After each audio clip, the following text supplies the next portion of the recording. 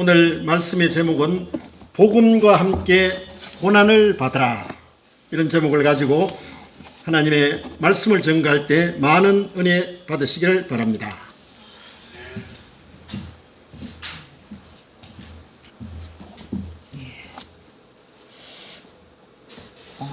올 2023년 우리 새해에도 우리 화진교회 성도님들 믿음이 더욱더 성장하시고 또 하나님의 말씀을 통해서 더욱더 하나님의 뜻을 깨달을 수 있도록, 그리고 주의 성령이 늘 함께 하시기를 주님의 이름으로 축원합니다. 아멘.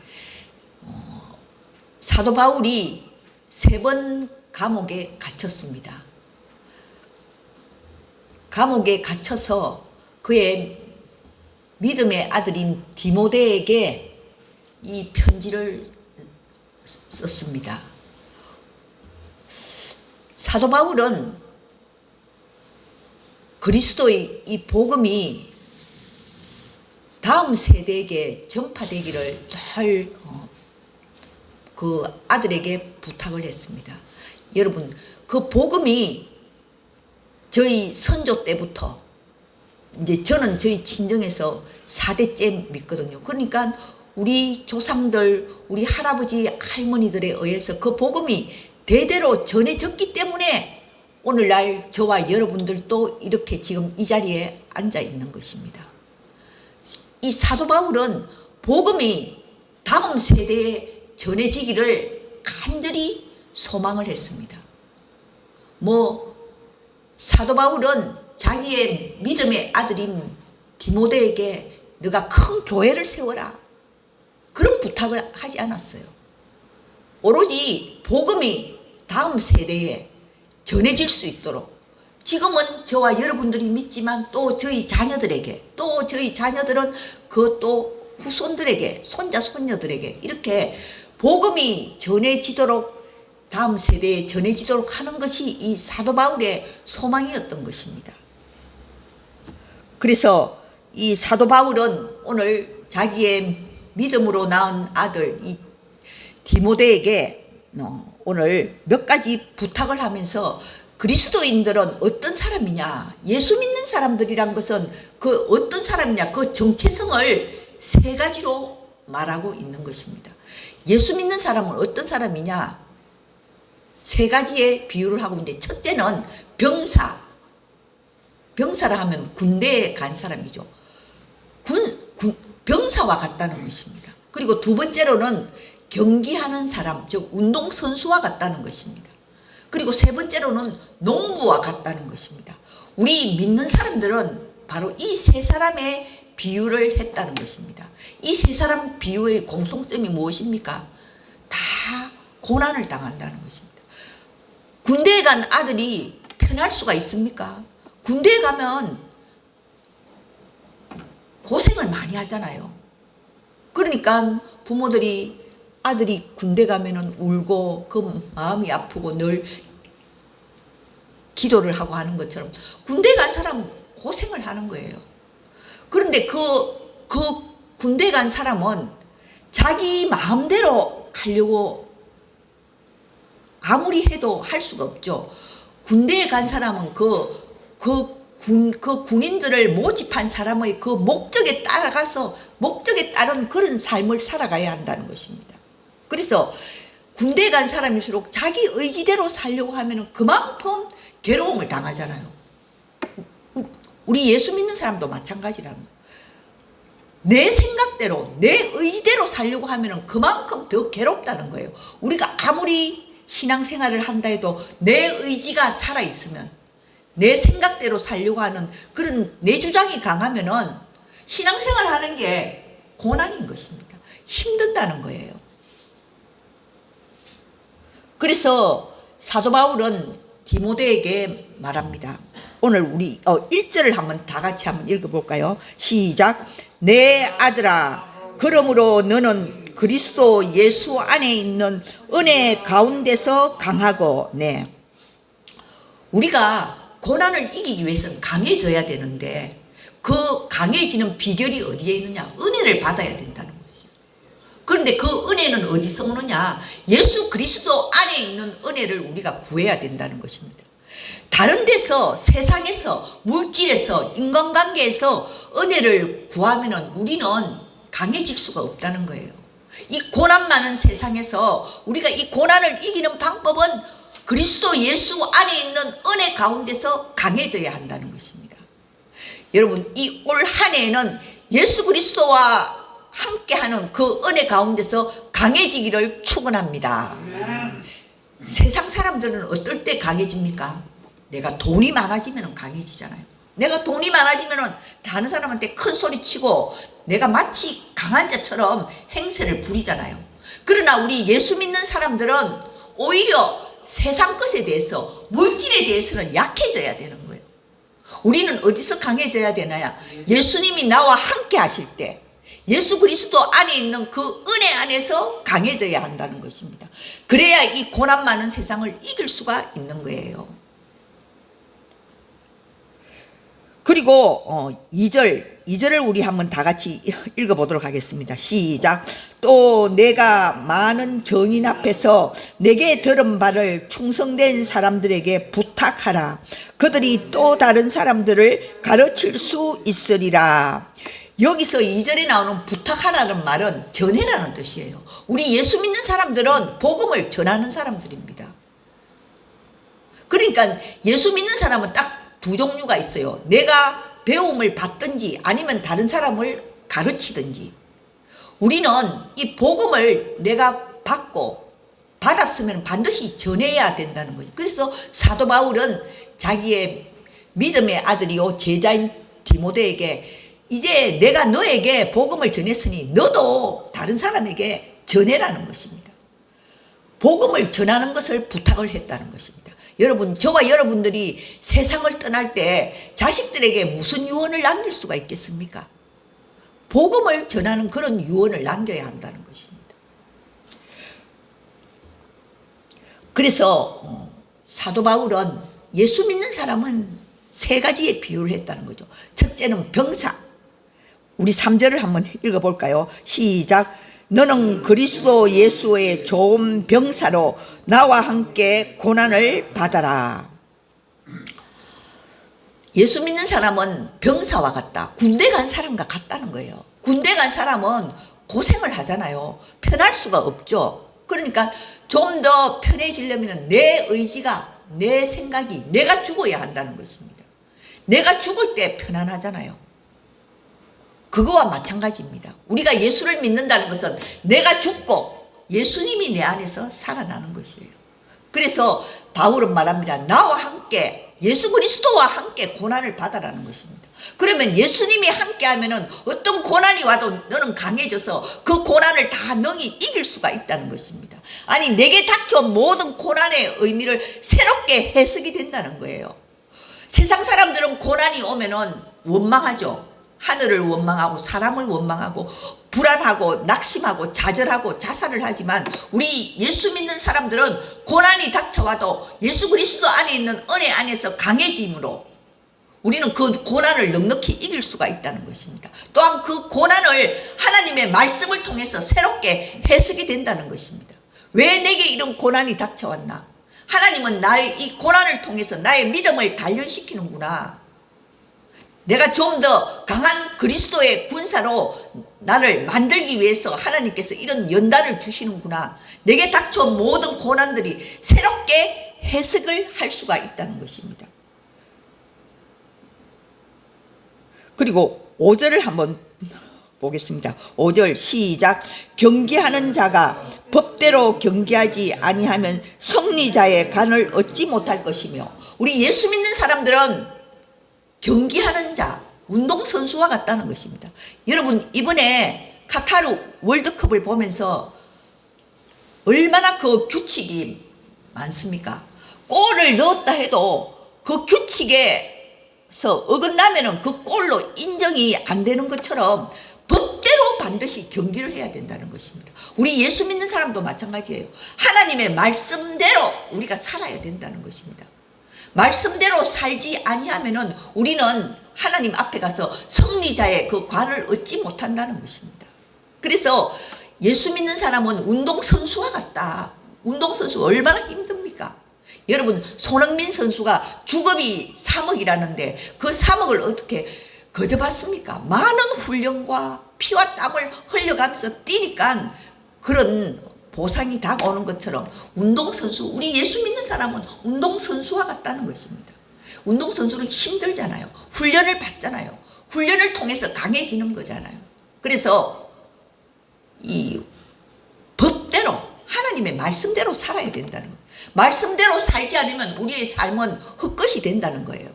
내가 아무리 세상적으로 성공했을지라도 하나님의 말씀 위에 세운 것이 아니면 그것은 모래와 같이 다 무너지고 만다는 것입니다. 그래서 우리는 경기하는 자처럼, 운동선수처럼 반드시 하나님의 말씀대로 우리는 말씀을 지키면서 살아야 한다는 것입니다. 또한 6절에 보면은 수고하는 농부가 마땅히 곡식을 먼저 받는 것이 마땅하니라. 농부가 얼마나 피땀 흘려 수고를 합니까? 그런데 그 농부는 반드시 자기가 피땀 흘린 대로 보상을 받는다는 거예요. 우리 믿는 사람도 마찬가지예요.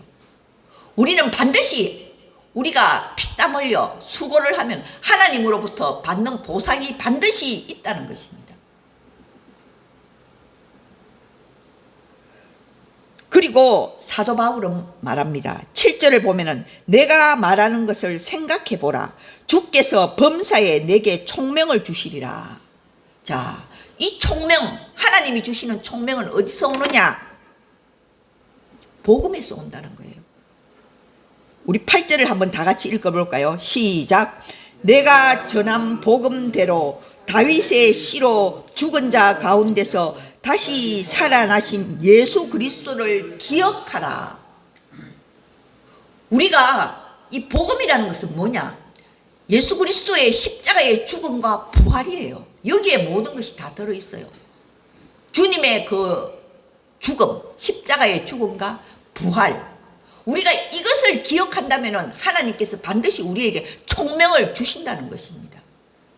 이것을 기억할 때 예수 그리스도의 고난, 십자가의 죽음. 여러분, 예수 그리스도는 고난을 의미하는 거예요. 예수님 이 땅에 오셔서 고난 당하셨잖아요. 그 십자가는 고난을 의미하는 거예요. 그래서 예수님께서는 내 몫의 십자가를 반드시 지고 가라 합니다. 우리 각자에게 닿여 있는 그 십자가, 우리가 그것을 다 지고 가라. 우리는 모두 다 십자가를 지고 가는 삶입니다. 그러니까 고난일 수밖에 없죠. 그런데 그 예수 그리스도의 십자가의 그 고난에서 그치지 아니하고 네가 그 죽음을 생각할 때 너에게 총명을 주시리라. 총명을 주시리라. 여러분, 지혜는 하나님으로부터 오시는 줄 믿으시기 바랍니다. 내가 예수 그리스도가 십자가에서 왜 죽으셨나? 왜 나의 죄를 위해서 예수 그리스도의 죽음은 곧 나의 죽음이요, 예수 그리스도의 고난은 곧 나의 고난이요. 우리가 이것을 깨닫고 받아들일 수만 있다면 그 사람에게는 어떤 고난이 와도 능히 이길 수가 있고, 어떤 고난이 와도 하나님께서 지혜와 총명을 주시겠다는 것입니다. 우리가 기억해야 할 것은 예수 그리스도의 십자가의 고난, 죽음과 다시 부활하신 예수를 생각하라는 것입니다. 고난이 없이는 부활이 없습니다. 죽음이 없이는 부활이 없습니다. 우리 요즘 한국의 기독교가 왜 지탄을 받느냐? 죽음 없이, 고난 없이 영광만 받으려고 하기 때문입니다. 그러나 고난 없는 영광은 없습니다. 그래서 항상 우리가 예수 그리스도를 생각할 때는 복음이라는 것은 무엇이냐? 십자가와 부활이라는 것입니다. 십자가가 있고 난 후에 부활의 영광이 있다는 것입니다.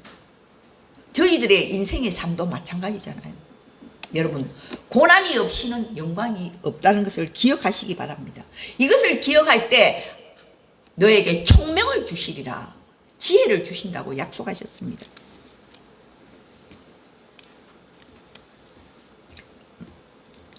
마지막으로 10절을 한번 읽어보도록 하겠습니다. 시작. 그러므로 내가 택함 받은 자들을 위하여 모든 것을 참으면 그들도 그리스도 예수 안에 있는 구원을 영원한 영광과 함께 받게 하려 함이라. 사도 바울은 모든 것을 참았어요. 왜 참았느냐? 그들도 나와 같이 구원을 받게 하기 위하여 참았다는 것입니다. 여러분, 어린아이와 어른이 싸우면 누가 참아야 합니까? 어른이 참아야 하죠. 자식과 부모가 싸우면 누가 참아야 합니까? 부모가 참아야 하죠. 그것과 마찬가지입니다. 참을 때 믿음이 없는 자와 믿음이 있는 자가 싸우면 누가 참아야 합니까? 로마서에 나오잖아요. 믿음이 있는 자가 참아야 한다는 것입니다. 믿음이 있는 자가 믿음이 없는 자를 이해를 하고 배려를 하고 포용을 해줘야 된다는 것입니다. 그래서 사도 바울은 그들을 구원하기 위하여 모든 것을 내가 참았다는 것입니다. 여러분, 자식들을 구원하기 위하여 우리 부모들은 참아야 하는 것입니다. 끝까지 참아주는 부모는 반드시 자녀를 성공시키는 것입니다.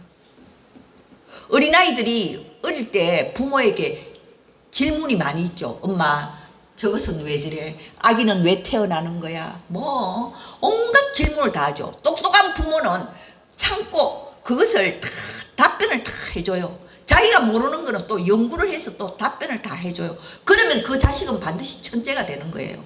그러나 부모가 참지 못해서 뭘 그런 것을 물어보니 귀찮다, 그만 물어라 하고 이렇게 자식에게 대해서 참지 못하는 부모는 그 자녀를 결코 지혜로운 아이로 성장시키지 못하는 것입니다. 그래서 사도 바울은 내가 모든 것을 참았다는 것입니다. 그들로 하여금 구원을 받게 하기 위하여. 여러분, 주변에 구원시킬 사람이 있습니까? 그럼 내가 참으면 되는 거예요. 내가 죽으면 되는 거예요. 12절을 우리가 다 같이 읽어보겠습니다. 시작.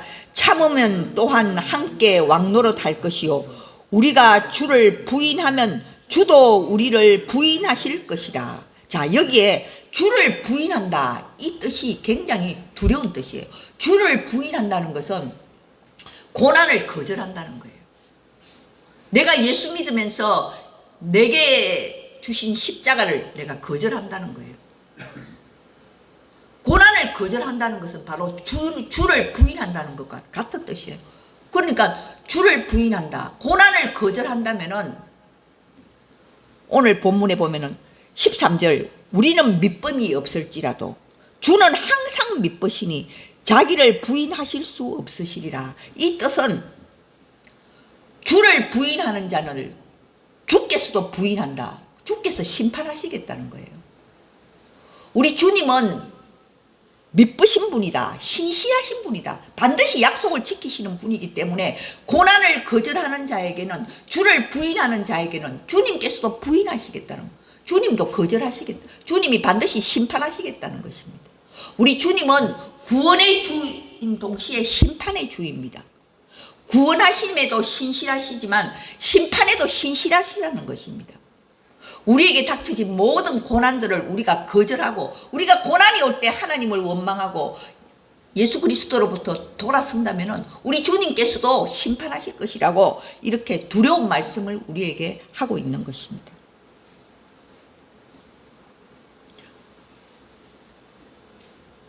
오늘 사도 바울은 예수 믿는 사람은 고난당하는 자와 같다는 것입니다. 그 고난, 바로 병사와 같고 운동선수와 같고 농부처럼 우리는 정말 힘들고 수고하는 그런 신앙생활을 하지만, 그렇지만 그 고난이 예수 그리스도와 함께 고난을 받으라는 것입니다. 복음과 함께 고난을 받으면 넉넉히 이긴다는 것입니다. 그리스도 예수 안에서 주는 그 은혜 안에서 강해지기 때문입니다. 그리스도 예수 은혜 안에서 주는 그 은혜는 무엇이냐? 바로 결국은 사랑이에요. 하나님께서 나에게 조건 없이 주는 그 사랑. 나는 사랑받을 자격이 없지만 하나님께서 나를 사랑하시는 그 사랑으로 우리는 강해진다는 것입니다. 여러분, 올 이 한 해에는 예수님이 주시는 그 은혜, 예수 안에서 우리가 누리는 그 은혜로 말미암아 더욱더 강해지고, 또한 예수 그리스도 그 복음과 함께 우리가 고난을 당할 때 우리가 또한 참고 더욱더 하나님께서 우리에게 총명을 주실 줄로 믿습니다. 참을 수 있는 힘도 하나님께서 다 주시는 것입니다. 내게 닥쳐진 모든 고난을 거절하지 않고 주를 부인하지 않는 그런 자가 될 수 있기를 바랍니다. 오늘 이 신년주일 이 설교를 통해서 여러분들 이 말씀을 늘 기억하면서 우리가 살아가는 이 세상은 고난 많은 세상, 고난이 없는 사람은 없습니다. 우리가 복음과 함께 고난을 받아도 이 고난을 넉넉히 기도하면서 찬송하면서 이길 수 있는 우리 복된 성도들이 되시기를 주님의 이름으로 축원합니다. 기도드리겠습니다. 하나님 아버지 감사합니다. 새해를 주시고 또 신년 첫 주일 저희들 하나님 앞에 나와서 예배드리게 하심을 감사드립니다. 복음과 함께 고난을 받으라. 사도 바울의 그 말씀을 기억하면서 우리가 그리스도 예수의 은혜 가운데서 더욱더 강하여지고 그 사랑 안에서 더욱더 강하여져서 어떤 고난이 다가와도 능히 다 참고 정말 그 고난을 통해서 더욱더 우리의 믿음이 강해지는 이 한 해가 되게 하여 주시옵소서. 예수님의 이름으로 축복하며 기도드리옵나이다. 아멘.